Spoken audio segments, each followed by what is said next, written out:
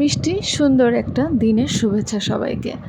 গরম তো প্রচণ্ড পড়েছে, তার মধ্যে ঈদের খাওয়া দাওয়া তো গেলই। তো এখন মনে হচ্ছে হালকা কিছু খাবার খেলে অনেক তৃপ্তি লাগবে। তো ভাবা অনুযায়ী আমাদের বাড়িতে কিন্তু সেগুলোই রান্না করা হচ্ছে, ভাজি, মাছ, ডাল, সবজি এগুলো। তো যেহেতু আমরা বেড়াতে চলে এসেছি, খালামণিদের বাসায় রান্না হচ্ছে মাছ সহ বিভিন্ন ধরনের সবজি আইটেমের তরকারি। তো খালামণি তো মাটির চুলায় রান্না করছে, স্পেশালি এই মাটির চুলায় রান্না করা খাবার তো খেতে অনেক ভালো লাগে। পুরি ভাজা হচ্ছিল, সেমাই ছিল, আরও অন্যান্য খাবার ছিল। তো সবাই মিলে একত্রে আসলে খাবার খেতেও কিন্তু অনেক ভালো লাগে। আমরা বিকেলে ঘুরতে গিয়েছিলাম রাজবাড়িতে। তো পুঠিয়া রাজবাড়ি আমার এটা অনেক পছন্দের একটা জায়গা। তো ঘুরতে ঘুরতে সন্ধ্যা হয়ে গিয়েছিল, আর সন্ধ্যার পরে পাশেই মেলা হচ্ছিল পার্কে।